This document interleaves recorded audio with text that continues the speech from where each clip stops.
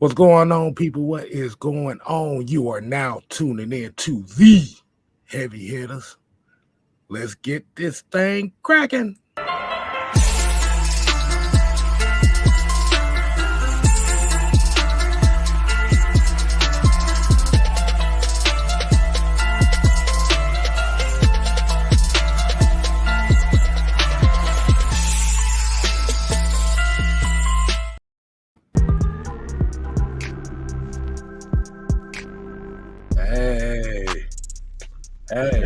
Hey.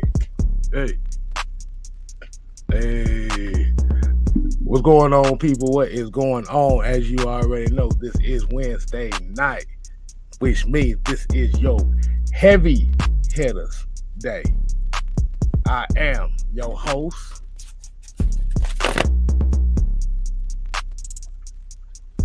I am the sixth man, K Styles, aka the yin and the yang.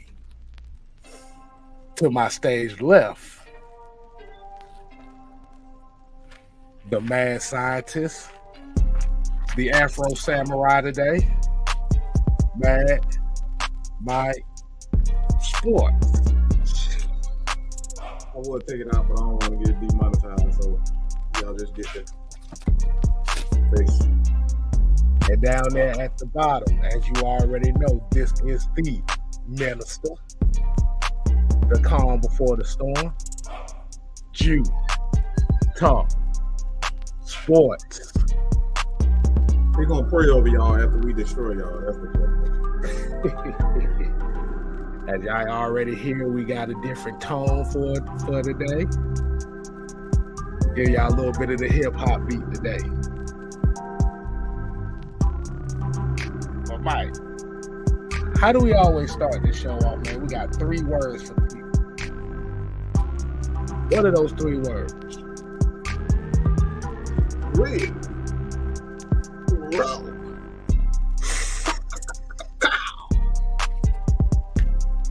Yes, sir. And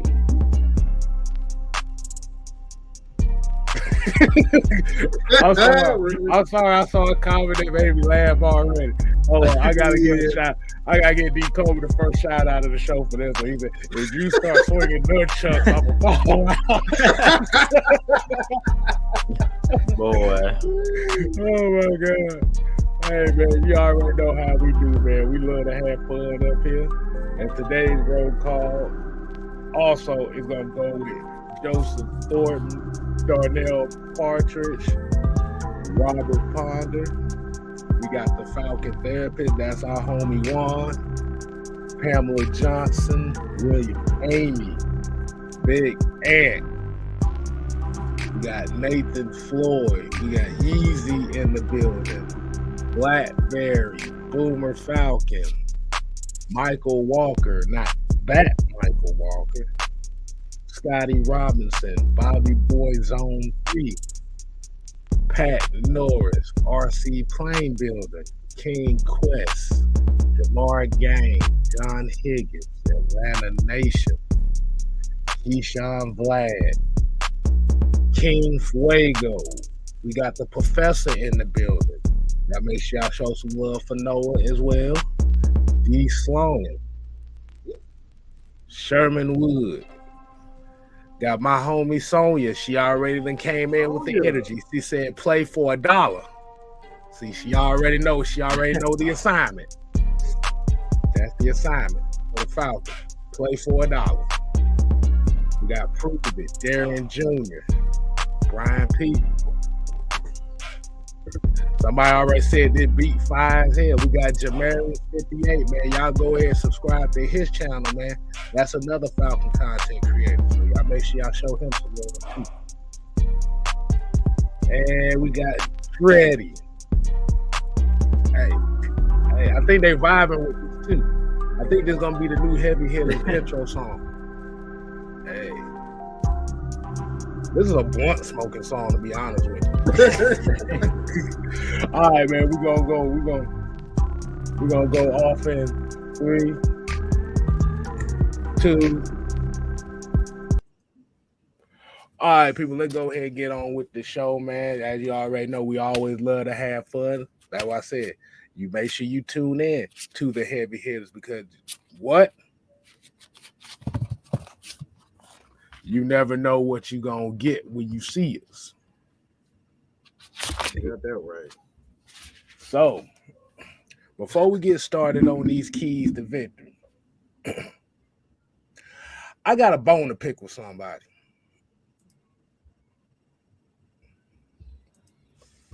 And you know what that bone is? There was an article that was actually written that I just saw today. I ain't got the whole article, but I'm just gonna give you the title and who the hell wrote it. I know y'all probably can't see that. I wish I could zoom in on that. But Uh, nah, yeah, I that's don't know bad. that guy. See, that's some bullshit. Yeah, But I don't know that basically, the article has stated that Kyle Pitts is no longer a factor in this offense.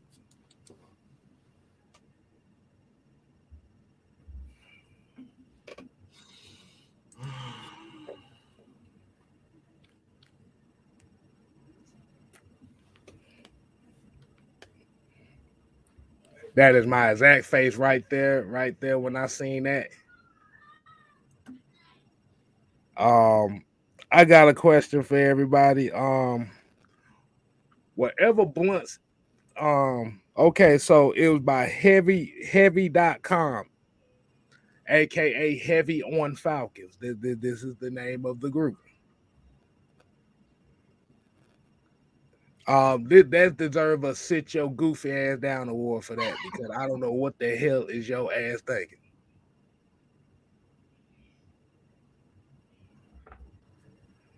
And that's the first time we gave. You know what? That's the first time we gave a sit your goofy ass down award at the very beginning of the show. The very beginning of the show. But we're gonna talk a little bit more about that at the end of the show. So we're gonna go ahead and get into these three keys for the Falcons versus the Seahawks game. Another 4 o'clock game on Sunday. Mm-hmm. Now, as we already know, the Falcons opened some eyes this past Sunday against the Rams. Unfortunately, we got the L. We took the L on that one. But coming from dire circumstances, it was a pretty impressive way to get back into the game. Seahawks, with Geno Smith starting, didn't know what to expect with them against the Broncos. They squeaked by a very, very low scoring game. Basically, 2 forced turnovers in the red on the goal line stances kept them in this game. So we're gonna go ahead and get to these three keys, man, for the Seahawks. And today we're gonna kick it off with Mike's key to victory. Now, for those that may see it, go ahead, Mike. Do you think?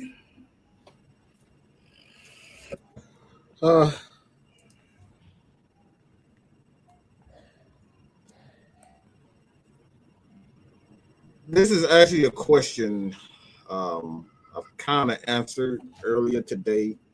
And you kind of, if you saw the film breakdown from Brian Baldinger, you can kind of get where I'm going with this.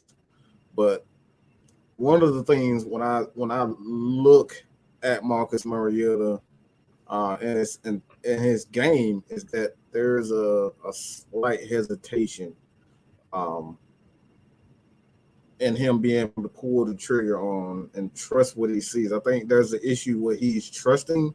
Either he doesn't trust his arm, or he doesn't trust what he's seeing and his weapons. I sincerely doubt that he doesn't trust his weapons, because Drake London is an absolute stud. I mean, he's proven that now. The dude is just already off to a historic start just for a rookie. I want to make this clear. What Jamar Chase did last year, that type of stuff don't happen. Let's just keep that real. That type of stuff, you come off the rip, 1,300 plus yards in a season. That type of stuff does not happen often. It's a reason why he's probably one of the only ones. Julio Jones. These guys don't come out and get 1,300 yards. Julio, I think he had like 800 yards or so his rookie year. So those numbers don't happen often. So when you see Drake London off to, his first two games, 74 plus yards in a game in the first two, you see, obviously he's not an issue, whether or not he trusts Drake. There is a question of whether or not does he truly trust Kyle Pitts, or does he not trust his ability to make those types of throws? So what I want to see from my own personal view, I want to see him make those tight throws to Kyle Pitts, because that'll answer all the question that I have. If he's hesitant to throw in the middle of the field to Kyle Pitts, sometimes you guys, as a quarterback, you just got to let that thing go. Even if you feel like it's going to be close, you got to let it go. That's why Brett Favre is great. That's why Matt Ryan, Drew Brees, Tom Brady, those guys, they let it flow. Even if they feel there's a slight of doubt, they still going to let that thing go. So I need to see Marcus Mariota in tight spaces. Everybody always talk about being able to make those throws when guys are wide open, but the mark of a true quarterback is fitting that thing in when it's just, two guys surrounding one particular target, and he finds a way to get that ball to that number one receiver. So for me, confidence. I need to see Marcus Mariota confidence really exhibit itself as far as his arm is concerned. I need to see him make those confident throws if the Falcons are going to be able to get their first win against the Seattle Seahawks. So the first key to victory is Marcus Mariota's ability to throw the ball with confidence. Okay, so Jew, I want to ask you a question pertaining to his key. Cause I kind of saw a couple plays as far as with Marcus Mariota, and there's some type of hesitancy. Can you pinpoint any type of moment during that game last week or even the week before where there was some type of hesitancy where it's a ball that he should have threw if he had the confidence, but it was like he was, and they always say he was holding on to the ball too long and such, and then he was starting to rely on his legs. So what's your take on that, man? Yeah, I agree with both you and Mike.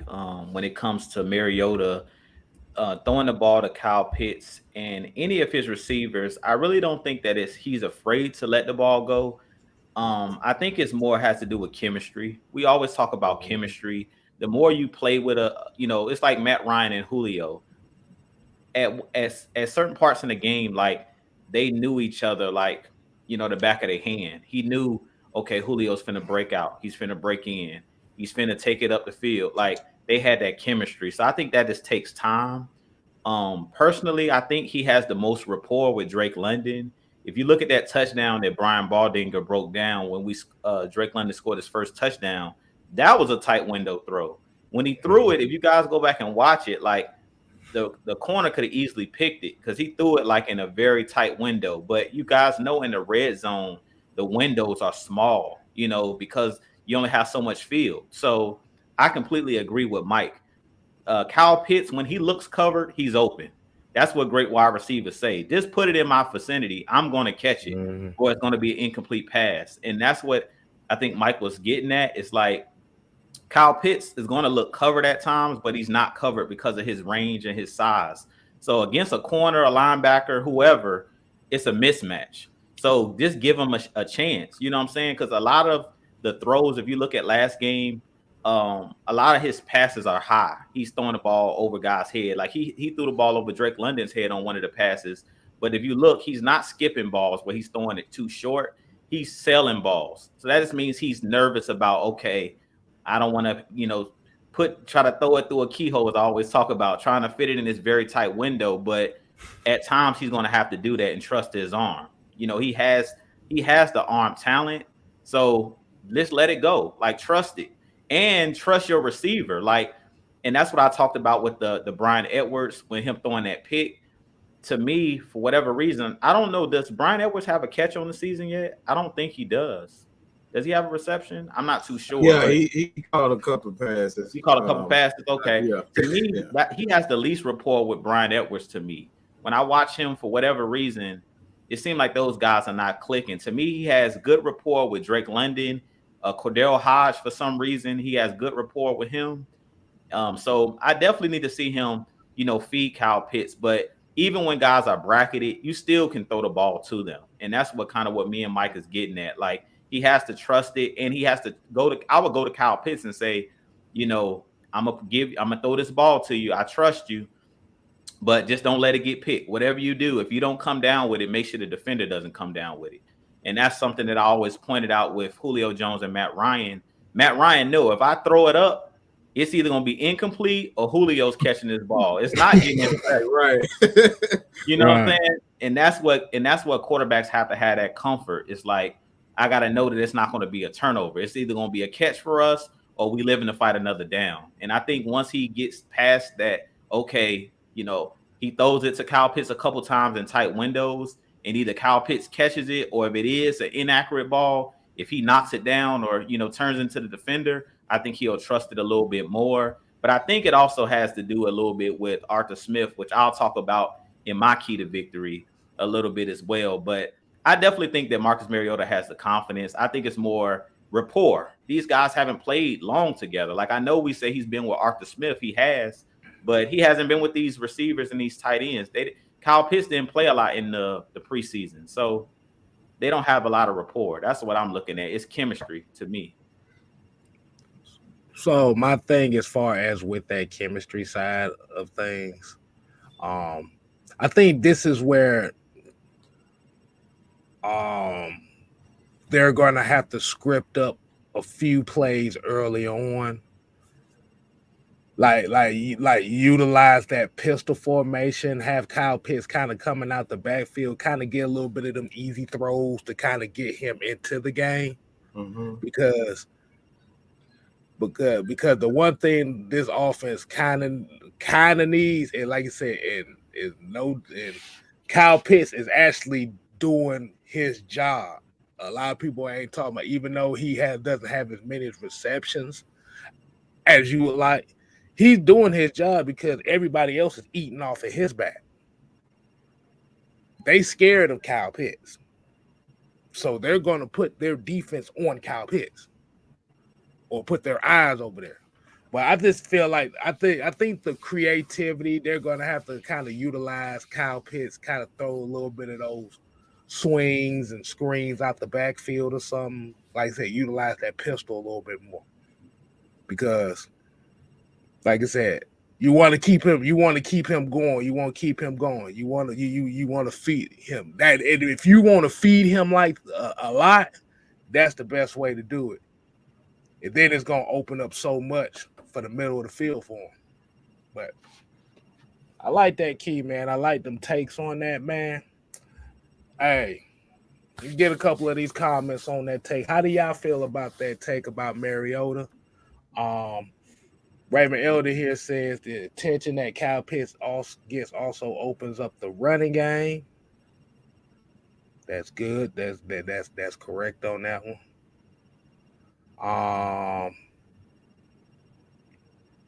Blackberry here said clutch moments. We have to give Drake and Pitts those opportunities with their abilities. Edwards is more of a chains guy. I can see that. Yeah, he doesn't come off as explosive right now. Yeah, I just think in that situation, you have to feed the hot hand, and Drake London was the hot hand. So that comes down to I mean, he actually was trying to feed him, but he sailed like you said, he sailed Drake London ass like twice on that damn drive. Yeah. Supposed to throw to Drake London, like not Bobo. Only Bobo gonna make them catch.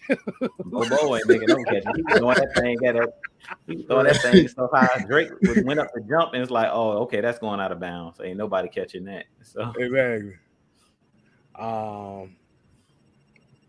Bobby Boy here said OZ been making plays also. Yeah.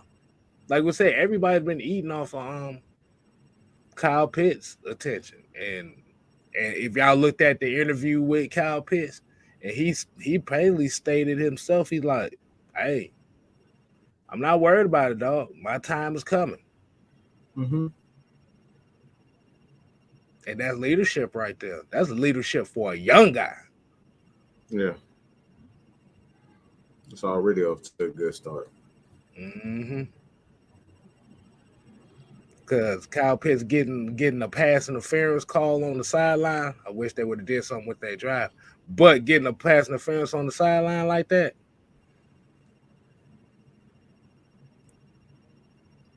defenses fear Kyle Pitts more than they do Jamar Chase.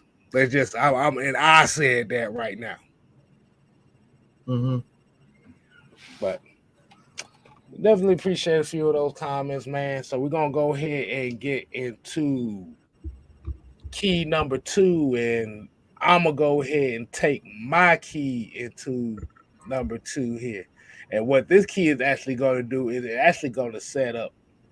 It might set up what Juice key might be. It might set it up perfectly. Hey, G, you know how I like to get them alley-oops and stuff, right? Yeah, I know you like to just put it at the lip of the rim so I can break Griffin. Go ahead and do that.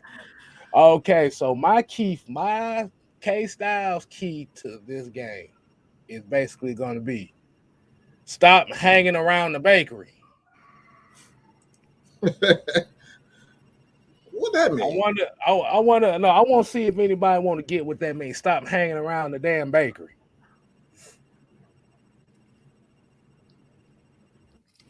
And why are we doing that? See, only I would come up with some stupid, some crazy way of saying something to get folks thinking. Exactly. All right, so let's see what people. I don't think a lot of people really getting it. Now, when I'm saying stop hanging around the bakery, is we need to stop baking these turnovers, bro. These turnovers in key situations, offensively, in the red zone.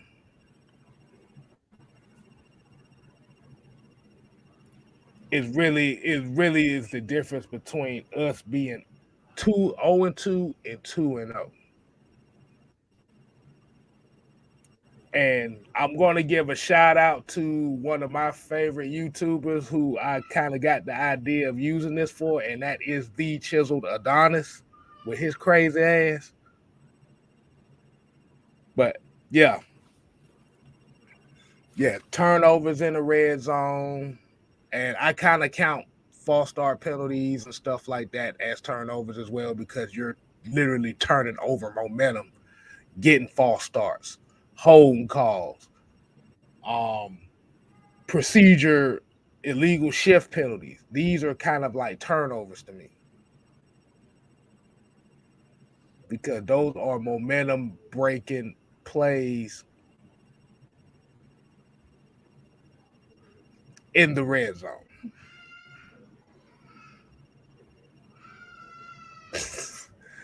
And Blackberry here said it best. Blackberry Mr. Lee said best. Protect the damn ball.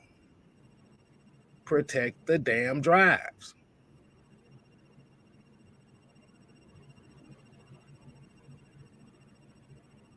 So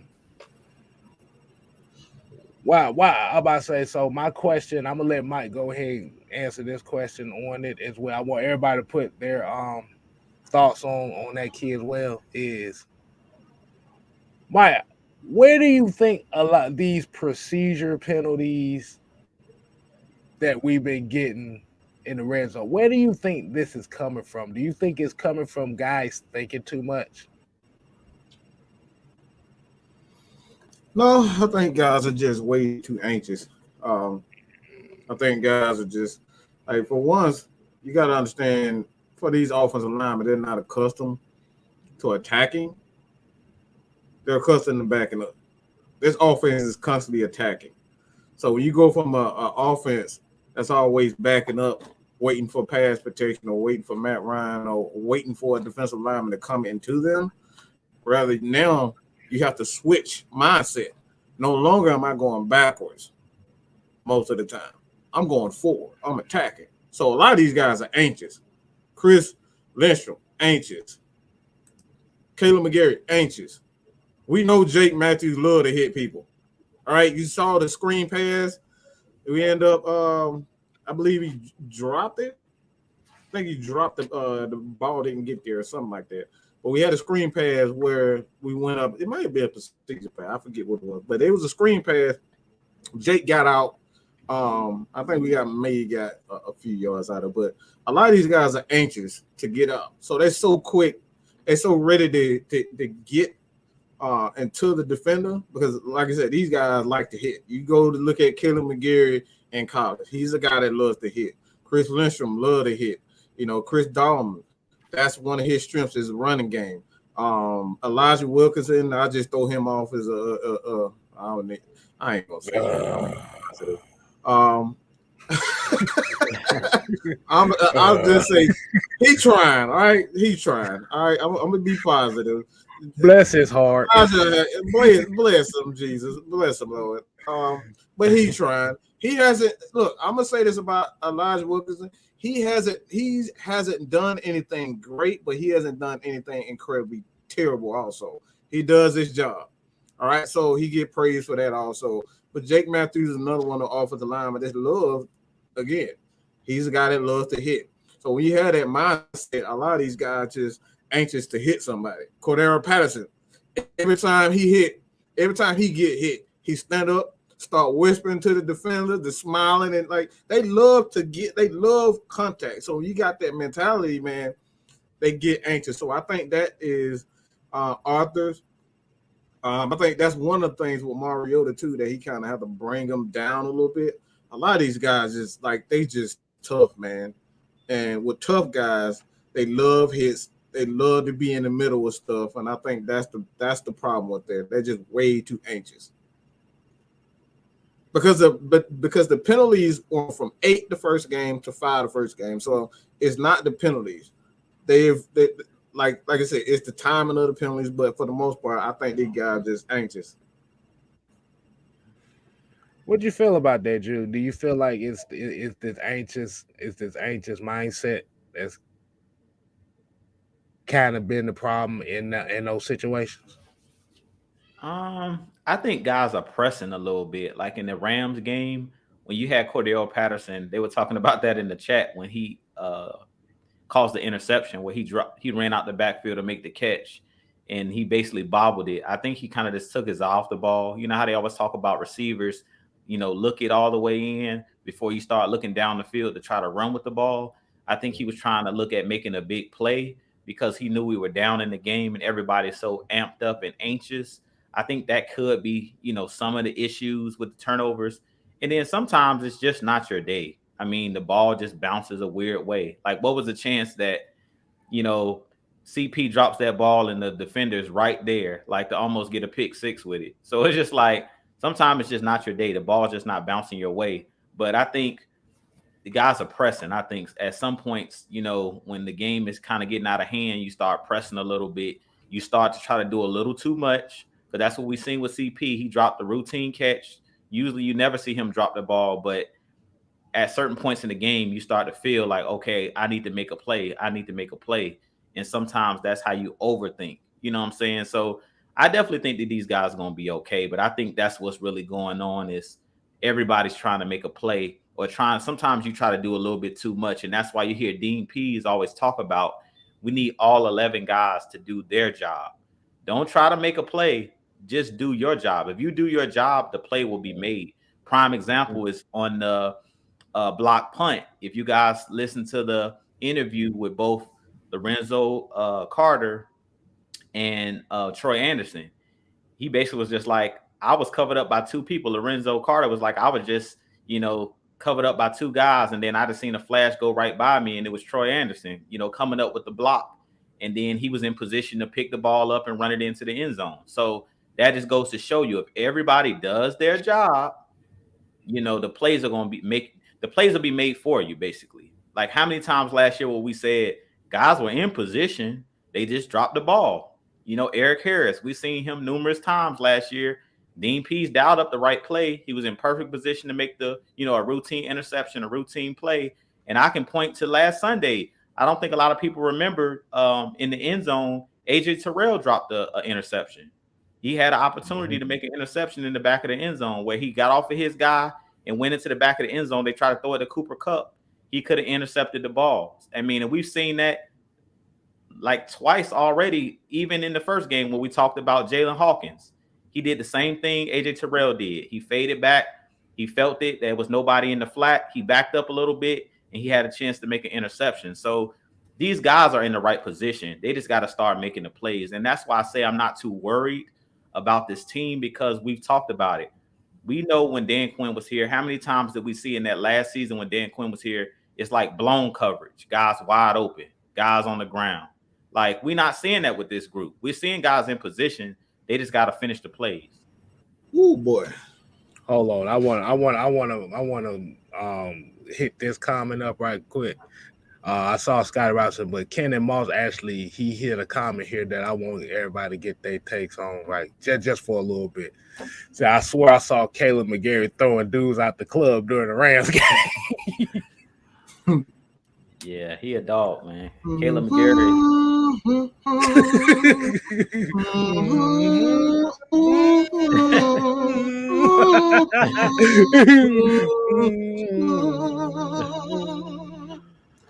Look, didn't we? I've been telling you guys, the change in the style of the offense changes the mindset of offensive linemen. They're not accustomed to going back. These big 300 pounds like attacking people. They look. My best friend is 330 pounds. Okay, trust me. They like K-Styles nearly choked the damn life out of me the first time I met him because he's so damn big. He don't even know his own damn strength. These big guys are strong. They love to attack. Okay, so this is one of the main reasons why Caleb McGarry is playing, because he's playing his style. We all always hear us say one thing up here all the time. We've been talking about this for years when it comes down to the players that you draft. Put them in position to succeed. Do what they do best. Okay? Not try to mold them into what you like to do. But that's like I said, that's what it did come down to, man. This guy just doing what they do best. Yeah, man. So yeah, definitely like shout out to Caleb McGarry. Like you can also point it out to the fact that it's a contract year for him too, but really in reality, it's just the scheme fit itself. Like I said, when you run the damn ball, certain guys become Baron Corbin. Not Happy Corbin, but Not Baron Happy Corbin. There you go. You All said it right. best, K-Styles. Don't have our guys be in the punching bags, but give us some gloves and let us, throw a couple jabs and throw a couple haymakers. I mean, it's easy to fight somebody when they got their hand behind their back, tied behind their back. But when they put them gloves on and they can throw a couple punches and a couple shots, we see that our guys, like we kept saying, these guys, they soft and all that. No, the style we were playing was soft. The guys are not soft. These guys are professional athletes. So I'm not surprised at all what Caleb McGarry is doing. This guy was a first round pick. This dude was a dog when he was at Washington. I mean, they drafted him in the first round for a reason.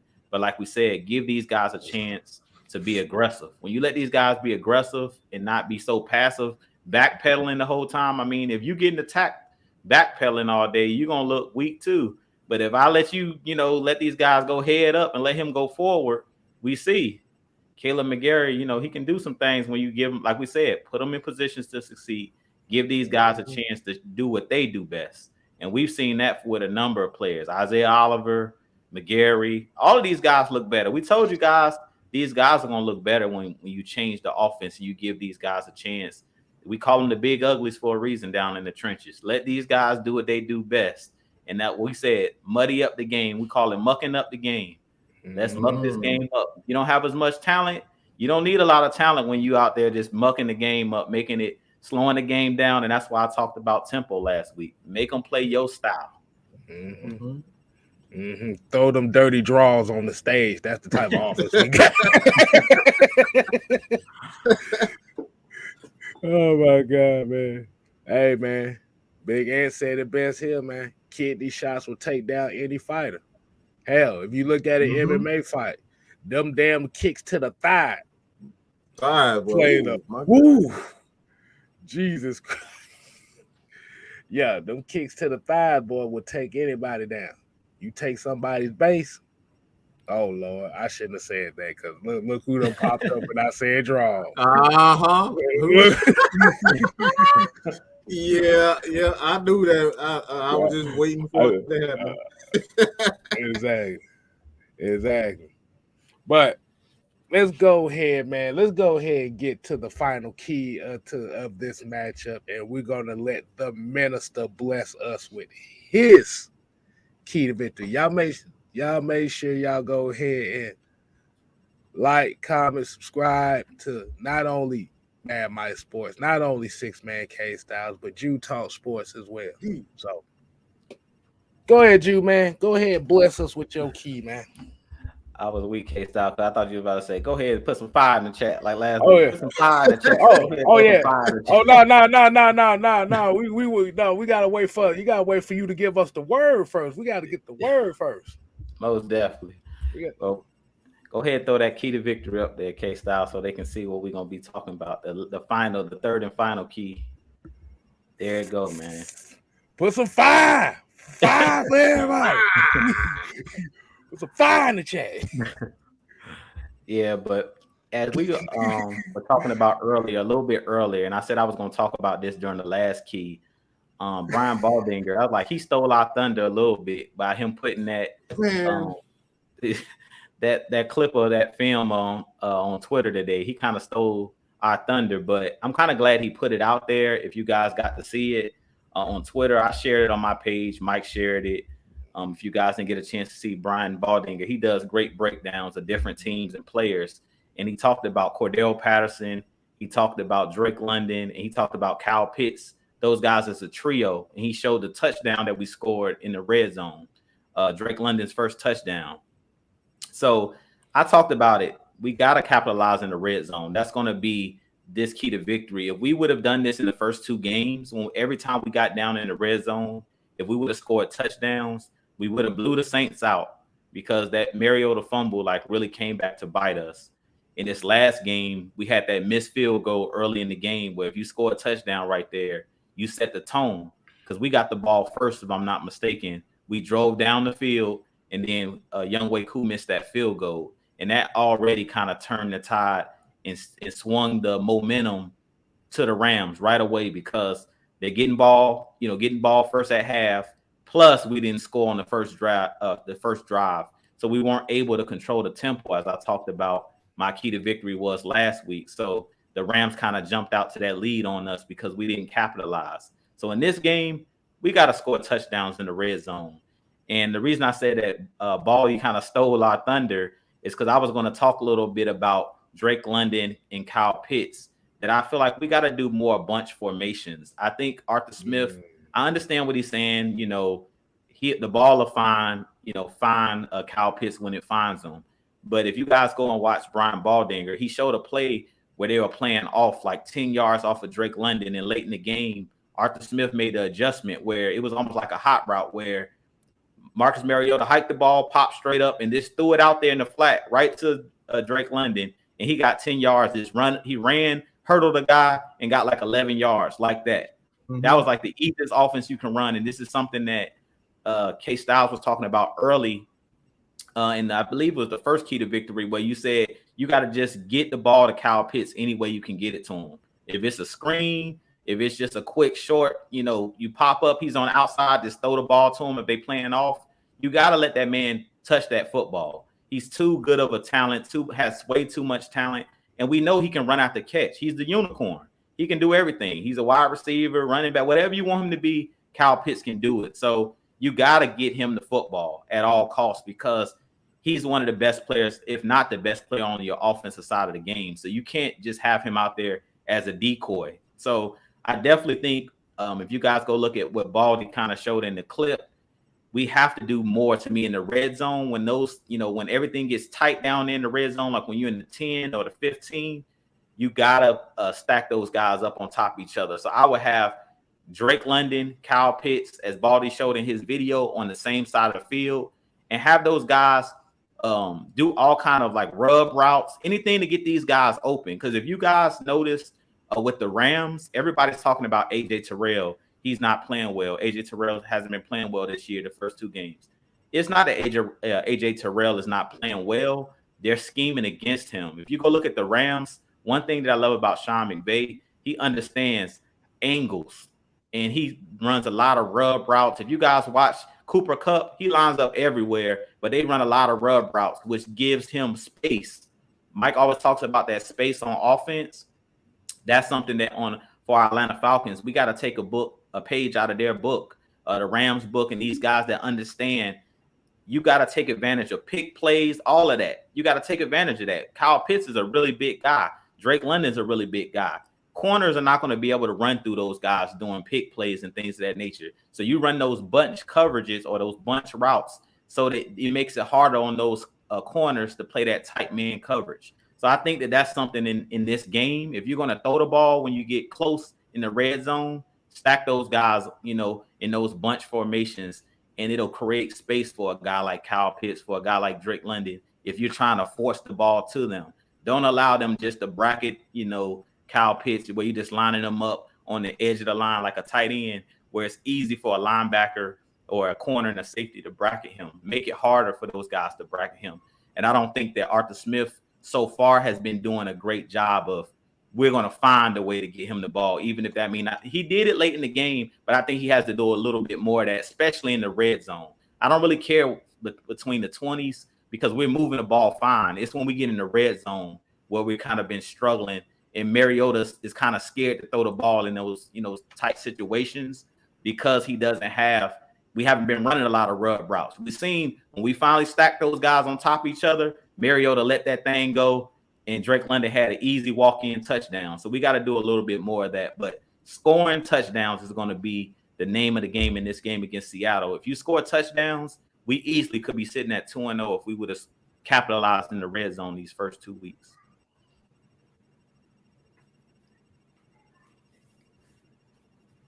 Fire in the chat, everybody. Fire. That fire in there. I want to see some more fire. I ain't seen enough fire. I need more fire. So for those that don't know what you just said, the Falcons, and I'm going to be using this analogy again because it's just so fitting right here, right now. Y'all ass is going to be looking at me crazy. I'm like, so basically the Falcons got to be GTD.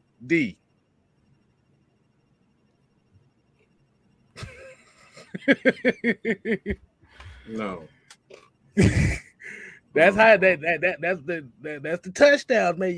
You gotta score GTD. No, we're not doing that, K Styles. I know where you got that from. We're not doing that. I'm not gonna say what it is. I'm just gonna, like I said, if you know what it is, you know what it is. If you don't, you just better be imaginative. So, so Mike, look, let me ask you. So, Drew brought up the interesting point as far as those bunch formations. Do you believe that type of formation Do we need to see that a little bit more in the red zone?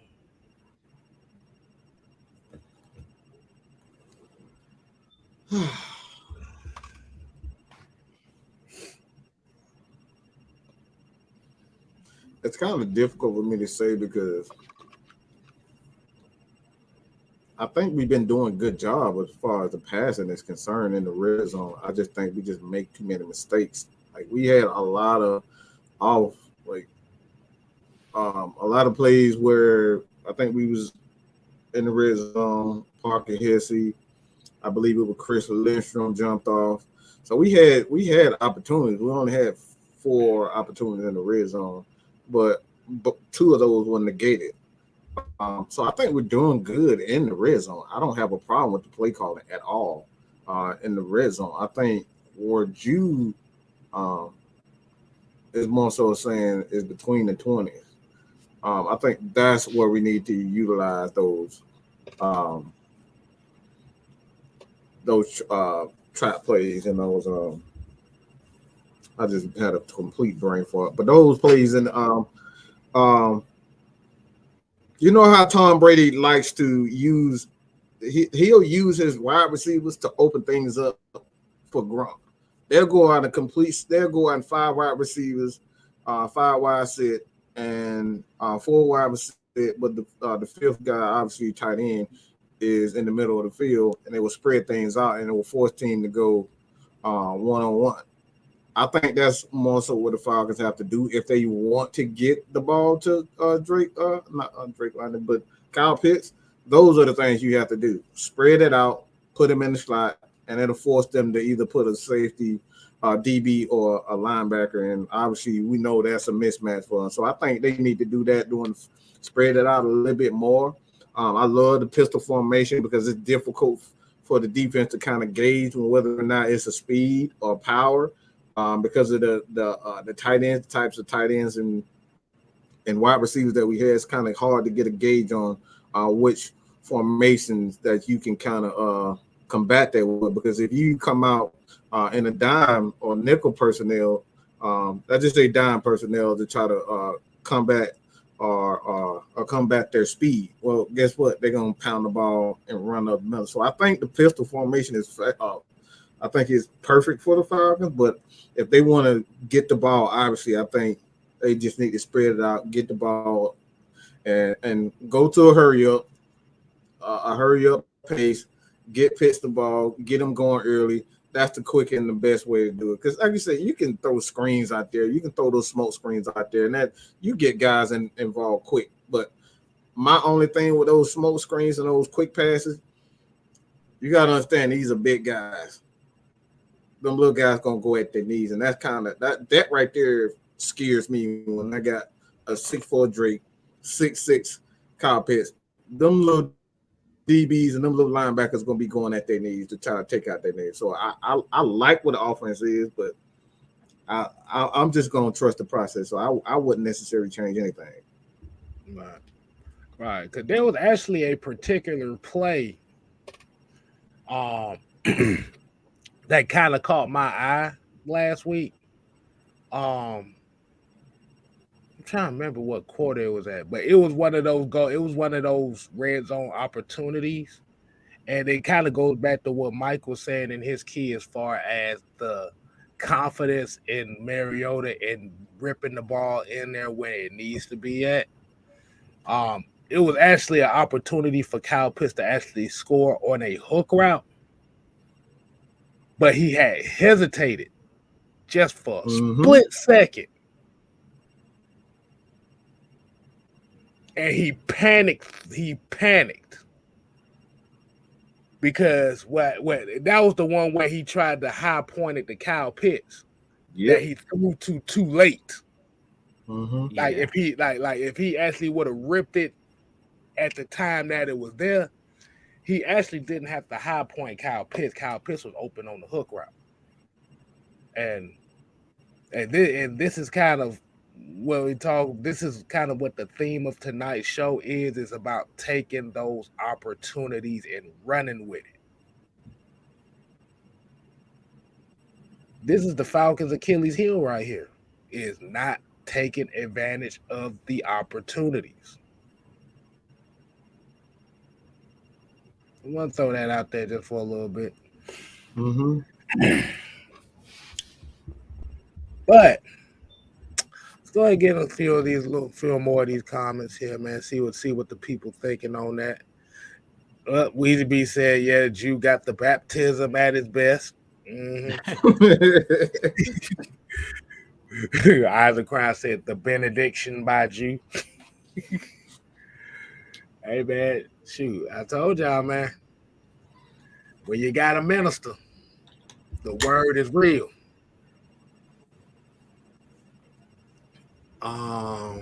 Let's see. One more stat I wanted to share because I kind of shared this on Twitter, and this is the reason why I'm so confused by people saying that Arthur isn't creative.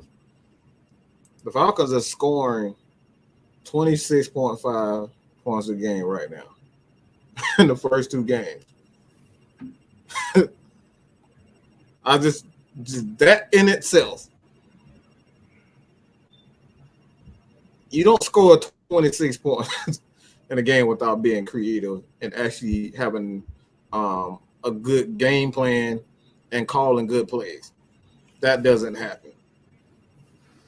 And I think, if I'm not mistaken, that's higher than what the Cincinnati Bengals at. Like, granted that it is 2 games, but you compared to last game, it was 14. Last year, it was 14.5 points a game. It was about 14 points a game last year in the same amount of time. So, again, this is why I'm so confused by everybody saying, well, he needs to be more creative. Well, doesn't necessarily need to be more creative. The only issue with this offense is really Kyle Pitts is not catching the ball. That's literally it.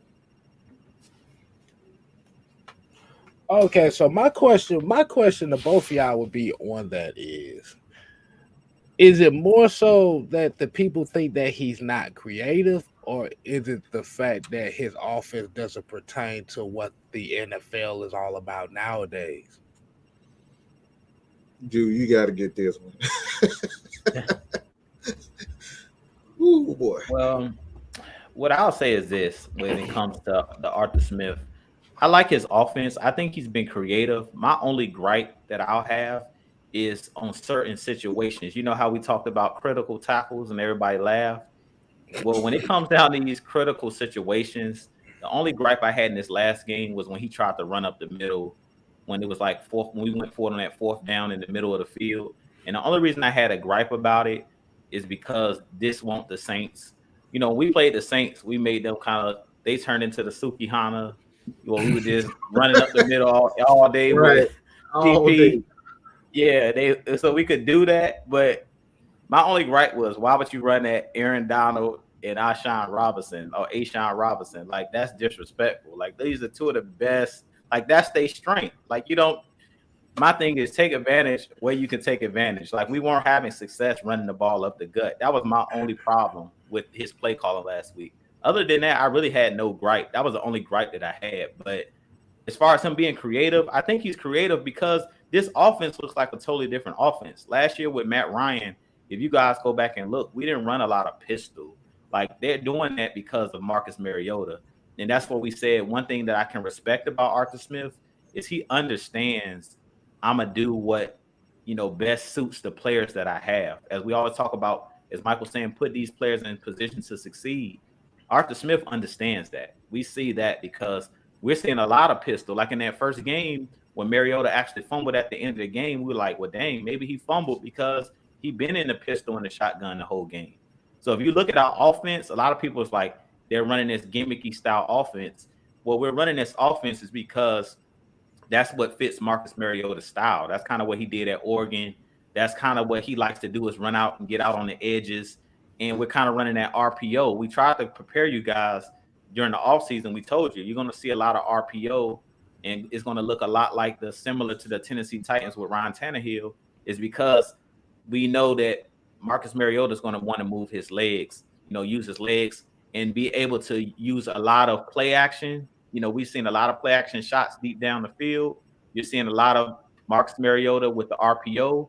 You're seeing a lot of bootlegs because that's what, he does best. He's not your typical drop back. If you guys notice, when we use Marcus Mariota in the traditional drop back, that's when he kind of gets happy feet. And that's what you're talking about, K-Styles. If you go look at that play where he missed Kyle Pitts early, it doesn't look like Marcus Mariota is most comfortable when he's just a normal 3 or 5 step drop. You got to sit back and read the defense. And that's no knock on him. Like, a lot of people want to knock him for that. Every player has their strengths. To me, he puts me in the mind of like a Colin Kaepernick. If you guys remember when Kaepernick had his success with the 49ers, they used a lot of pistol formations. They used a lot of RPO. But you can win a Super Bowl doing that. They got all the way to the Super Bowl doing that gimmicky style offense. So I don't mind this style of offense we're running. We just got to get used to the days of Matt Ryan are over. The traditional style offense where you just line up I formation or you just line up with 5 wide receivers, you're not going to see a whole lot of that with Marcus Mariota because that's not what he does best. He's best when he's using his legs. He's best when he can get out on the edges, and that's what he does best. So, like I said, Arthur Smith is really creative. Like, from seeing the offense last year to this year, it looks like night and day. Like, this looks like a totally different offense from last year. And we have a $1.99 super chat. Right, people say small change for Juice collection plate. Shouts out to Brian Peoples, man. We appreciate it, man. But yeah, I think a lot of times when we hear about Arthur Smith and the creativity as far as his play calling, I think kind of agree with you. It kind of more so goes into the fact that it's not really of what the NFL is nowadays, of trying to get teams to be here scoring 30 to 35 points a game. We literally right here exactly where this offense is a 25, 26 point per game type of offense. Now, if you hold on to the ball, you looking at it. Yeah. Now, if the Falcons, now we can put in hindsight, if the Falcons didn't turn the ball over the way they've done the first couple games, you looking at about an average of 35 to 40 points a game these first 2 games.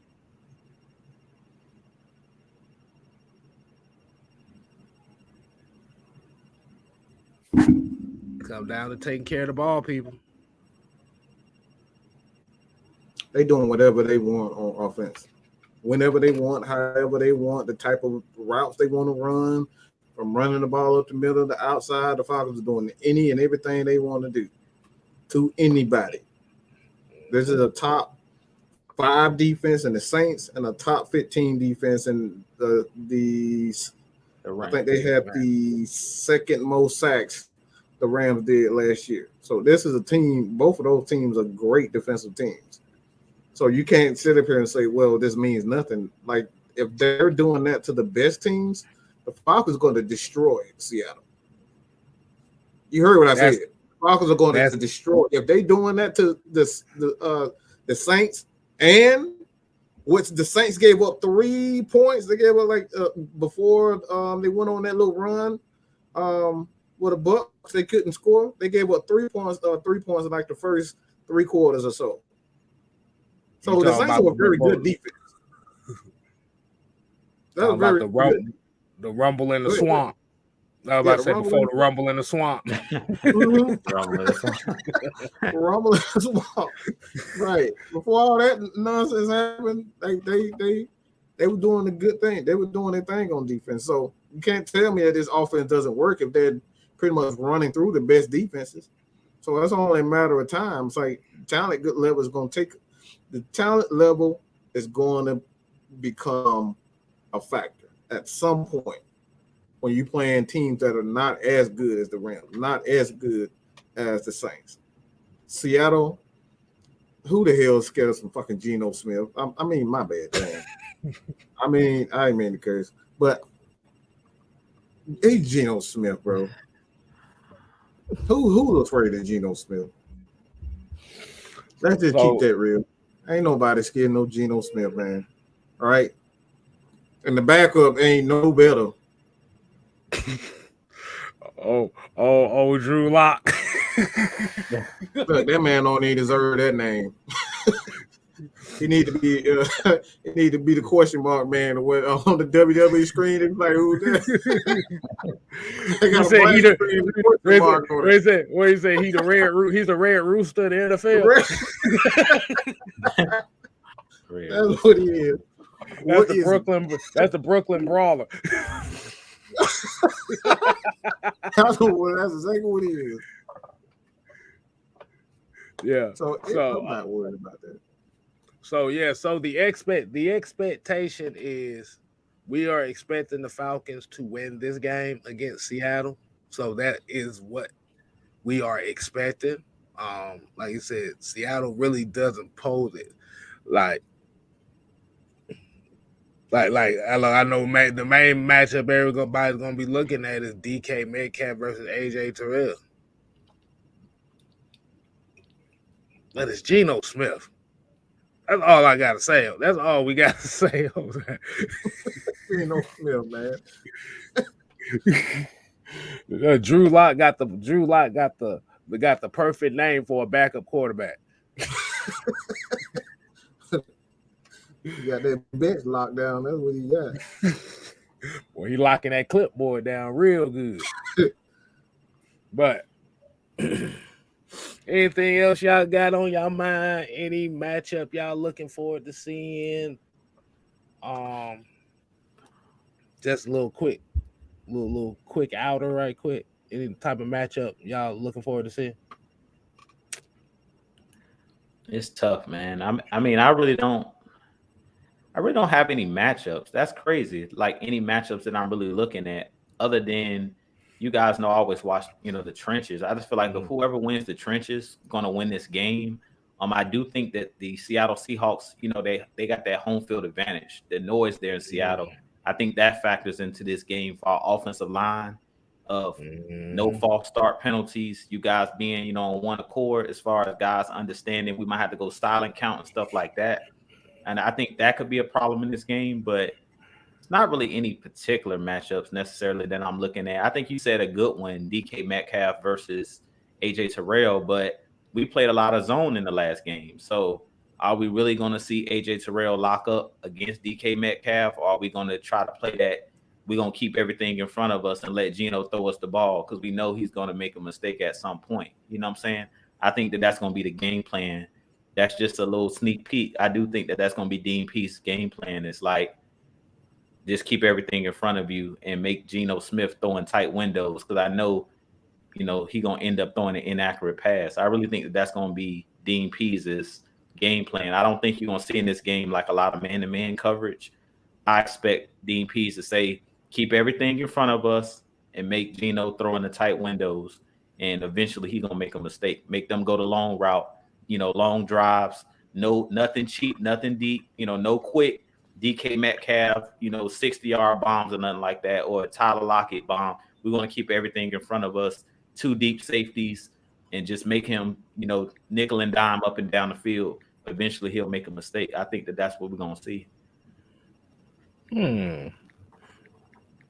And I think this is the first time in a while that we've actually seen the Falcons create 2+ turnovers in consecutive games too. But I agree with you. It's going to be that O-line versus the 12th man. That's always going to be the biggest matchup when facing Seattle, because no matter how bad that team is, boy, that 12th man show the hell up. Watching Drew Dalman close in this game, K. That's another guy. It's not necessarily him versus anybody, but I don't know if you guys picked up in this last game. To me, he was snapping that ball a little bit low. I don't know if you guys seen Marcus Mariota. I know the one they said it was Marcus Mariota's fault when I guess he snapped it into the guy that was in motion, but he was snapping that ball a little bit low in this last game. So I'm watching the whole O-line. I think the O-line versus that crowd noise is going to be big. You got to. Well, I'm looking at a few numbers. And I think this team obviously means um, has a lot of similarities. Seattle played San Francisco, all right, and the number that I think is significant here is third down. And I already told you guys about how the Falcons, if they want to get off to a good start, um, I want to see positive yards, at least 5 to 7 yards, um, in the first from first and second down. So if you can get 5 to 7 yards on that first on first down, they're gonna win the game because you go San Francisco. Everybody already kind of know that he models his games, his a lot of his plays off of what Kyle Shanahan does. He kind of learned from guys like Mike Mularkey. I always forget dude name in Green Bay right now. But he kind of learned from him that offense, Kyle Shanahan. So he kind of run the same system. So Seattle had problems stopping the run and stopping them quite frankly. I think the time possession was 38 minutes to 21. And they did not run the ball well at all. So if the Falcons can establish that run early, quick, this game is not going. This is going to be a blowout. Because we know that the Falcons, like I was saying earlier, the Falcons pretty much dominated the Rams and they dominated the Saints. They did whatever they wanted, how they wanted, but the only thing we're talking about is the turnovers. They dominated those teams offensively. They ran the ball. They got exactly what they wanted when they wanted.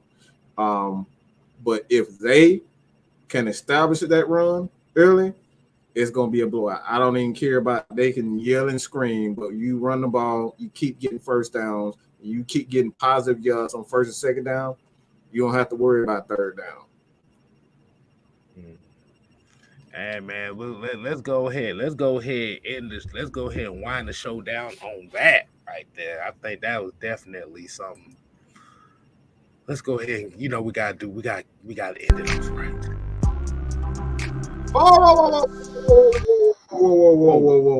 Whoa! How you forget the topic that you started?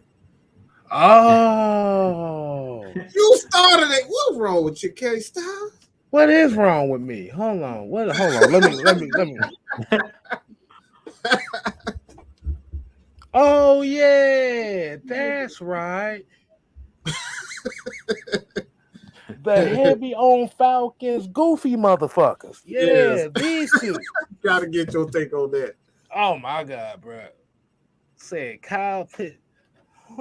I wish I'd have brought that article up on my phone, but my phone about to die.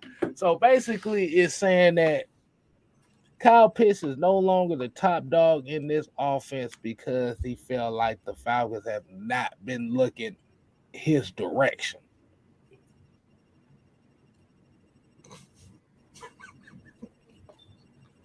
Really? Really, we doing this now?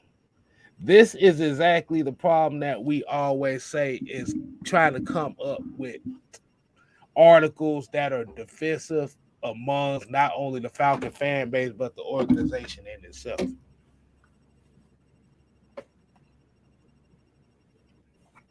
Sometimes you got to set picks so the scorer can get around and hit that mid-range jumper. Sometimes you got to pass that rock to the shooter in his shooting pocket where he wants to be at.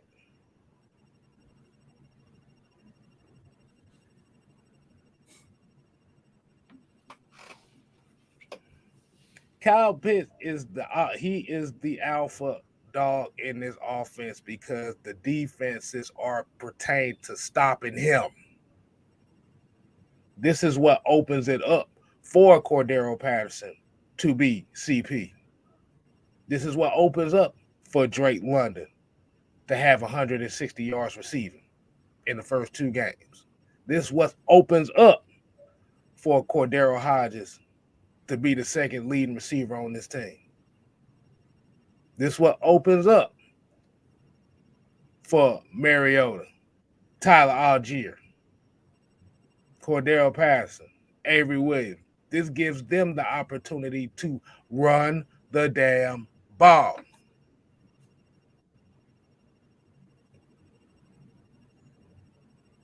A lot of times, the biggest impact a player can make on this field doesn't always show up on the box score, doesn't always show up on the stat sheets, but you see it on the field. Mike just said it. This offense is averaging almost 27 points a game, and Kyle Pitts ain't really caught that many passes. Think about that for a second. Right. So is he really not? Is he really not an alpha dog, or is he the big dog? Heavy on Falcons, heavy.com. Y'all need to sit y'all goofy asses down for that one, because that's a damn shame. I ain't got no thing. I'm gonna let you. We're in it with you. I ain't got. Oh, let me say one more thing. And get that DraftKings fantasy football.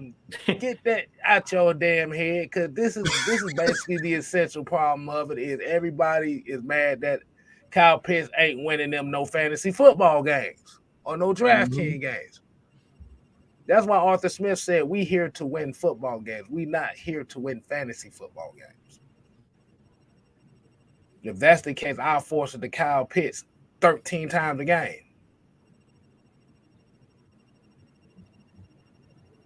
You saw what happened to the Rams last week. Once they forced it to Cooper Kupp 14 times. Yes, Cooper Kupp was productive, but they almost blew a 28-3 lead trying to throw the damn ball. Think about that, people. What you got to say about that, Drew? You said it all, man. Like, it ain't much else to say. I mean, as we look at it, we know what Kyle Pitts can do. We seen him last year. I just want to see him get in the end zone. But as long as we winning games, that's all that matters. I mean, to me, he's playing a Julio Jones role. We know when Julio was here, he dealt with the same thing. Like, they're like, Julio never put up a lot of touchdowns, but we know other guys benefited off of it, like AKA Calvin Ridley. We've seen, Calvin Ridley come right on the scene and explode because Julio Jones is drawing all of the coverage. So that other guy's going to eat. And that's why I said that Drake London was the perfect complement to a Kyle Pitts. That's the reason they drafted him. So as much as I wanted Jordan Davis, and we talked about him being able to complement Grady Jarrett, they brought in somebody to complement Kyle Pitts and bringing in Drake London. And that's the reason I thought, and I said that he's going to be the offensive rookie of the year, because I knew last year we didn't have that guy that could capitalize when, Kyle Pitts was double teamed. It was no other guy out there that can beat one-on-one coverage or just go out there and dominate. And we're seeing Drake London is that guy that can dominate. So we got that 1-2 punch now on the outside. So with that being said, we know what Kyle Pitts is capable of. At the end of the day, he's drawing the coverage, and all of the other guys are reaping the benefit off of that, like the Drake Londons. And as long as they're doing that, I would let Drake London eat. At the end of the day, it's not that big of a deal. Like you said, a lot of these guys, are playing fantasy football. I got a fantasy football team, and Kyle Pitts is on my team as well. And I still been winning, y'all. I'm 2-0 in my fantasy league anyway. I had to throw that in. I'm 2-0 in my draft league. I got him in. I got Mark Andrews for the Ravens. So I had my backup plan just in case Kyle Pitts don't get the ball. I'm running at 11 personnel. I got my 2 tight ends, so I'm not worried about it. But with that being said, like I said, I think that's definitely a goofy article, because we know pretty much this offense is catered around Kyle Pitts. We know that Arthur Smith loves the tight ends. We know that's what he loves. So we took him one of the highest drafted tight end at that number 4 pick when we drafted him. So at the end of the day, we know that Kyle Pitts is featured in the offense, but As long as they're double teaming, keep feeding Drake London. He's gonna eat all day. All right, so ain't too much more I gotta say. Mike, you got anything to say on that? Man, no, you need to sit your dumb ass down. Don't ever write an article again. That's all I got to say. You respond to that nonsense. Man, you got to be an idiot to write that crap. Well, that was all ass right there. That wasn't crap. That was just all ass right there. Ass. I'm talking about Rikishi, Yokozuna type. I'm sorry. I'm sorry. And you know what the bad thing about it is? You be trying. Okay. Hold on. Let me see. Oh, wait a minute. I just pulled it up. Yeah. It said, according to one writer from a leading analytical site. See, that's already a fuck up right there. They got PFF written all over it. No. What you talking about? No, yeah. Let me read it. Cause we're gonna have a couple more minutes. Let me just read something. Okay. It says, speaking of addition, Ross Tucker Football Podcast, Mike Renner of Pro Football Focus named Drake London as the new number one target in Falcons offense. I didn't even have to.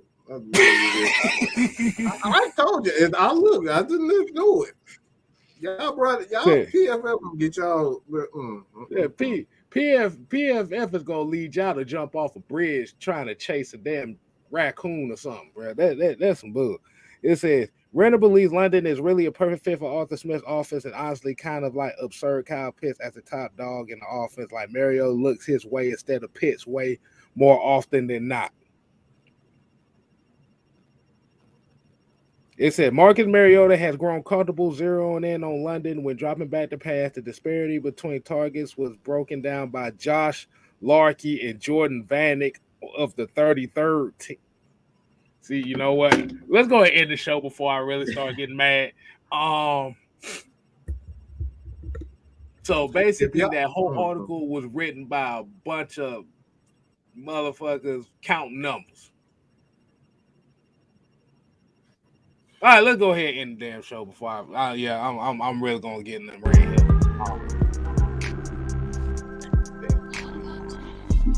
Hold on, wait a minute.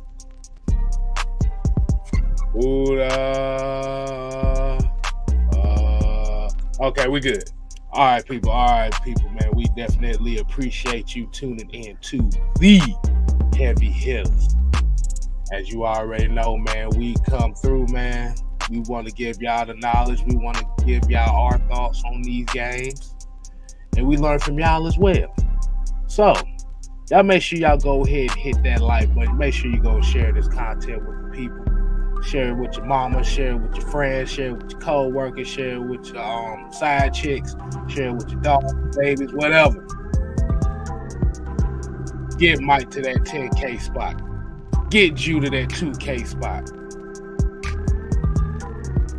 And I'm going for that 2K spot as well. So, y'all like the new Heavy Hitters theme song? I want y'all to put a thumbs up if y'all like the new Heavy Hitter sound. I think this sounds very Heavy Hitter like.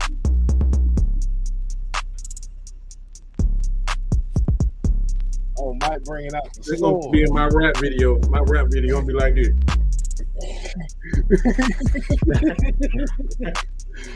that boy said he gonna be the true definition of the Afro Samurai. Man, call me Mad Machida, all right? Exactly. So, until next time, people, we ain't here to play. I wasn't ready for that. We here to stay. Oh, yeah. You ain't gotta go home. No. But you gotta get the income out of here. Also, shouts out to Amazon Prime. They finally put my favorite movie on there for free. This man here.